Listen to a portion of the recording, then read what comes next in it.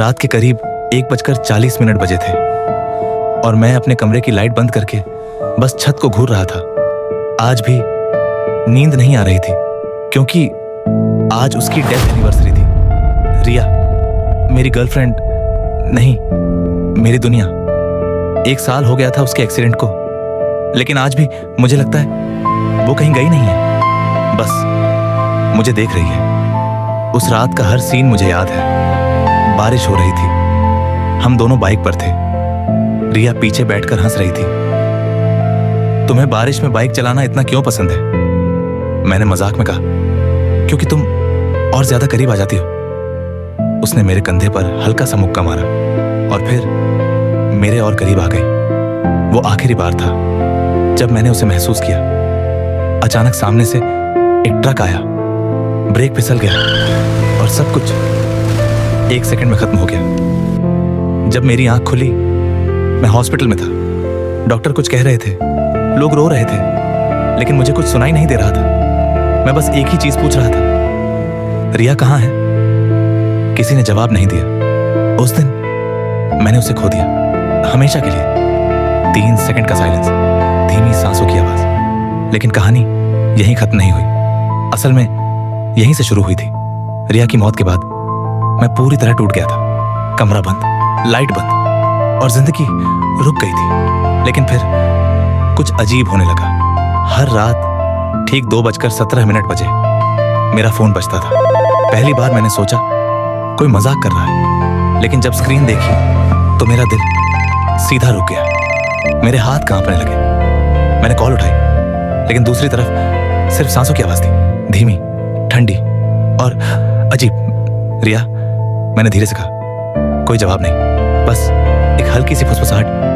तुम मुझे भूल गए? मैं डर गया, लेकिन दिल कह रहा था ये वही है, मेरी रिया। उस रात के बाद हर दिन 2:17 बजे कॉल आने लगा। कभी वो रोती थी, कभी हंसती थी और कभी बस चुप रहती थी। धीरे धीरे मैं उससे बात करने लगा, जैसे वो अभी भी जिंदा हो। लेकिन एक चीज हमेशा अजीब थी, वो कभी भी ये नहीं बताती थी कि वो कहाँ है। एक दिन मैंने पूछ ही लिया, रिया तुम हो कहाँ? कुछ सेकंड सन्नाटा रहा, फिर उसकी आवाज आई, जहां तुमने मुझे छोड़ा था। मेरा दिल धड़कना बंद हो गया।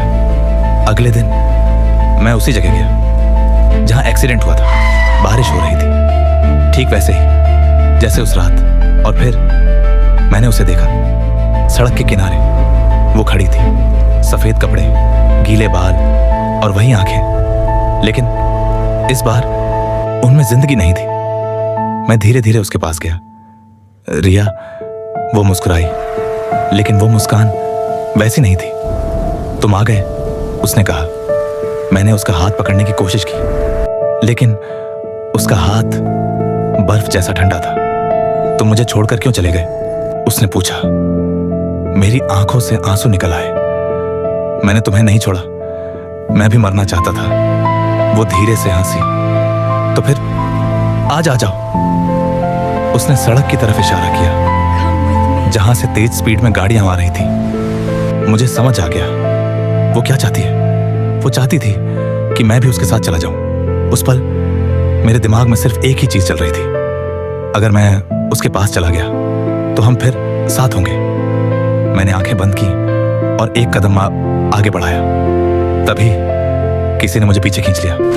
मैं जमीन पर गिर गया और जब मैंने ऊपर देखा, वो रिया नहीं थी। उसका चेहरा बदल चुका था, आंखें काली, मुंह फटा हुआ और मुस्कान डरावनी। तुम मुझे छोड़कर नहीं जा सकते, उसने चीखते हुए कहा। मैं पीछे हटने लगा, लेकिन वो धीरे धीरे मेरी तरफ बढ़ रही थी। अगर तुम मेरे नहीं हो तो किसी के भी नहीं हो। और फिर वो अचानक गायब हो गई। उस रात के बाद कॉल आना बंद हो गए, सब कुछ शांत हो गया। लेकिन आज फिर 2:17 बजे हैं और मेरा फोन फिर से बज रहा है। स्क्रीन पर वही नाम है, रिया। लेकिन इस बार मैं कॉल नहीं उठा रहा, क्योंकि अब मुझे पता है वो रिया नहीं है, वो कुछ और है, जो मेरे प्यार का इस्तेमाल करके मुझे अपने साथ ले जाना चाहता है।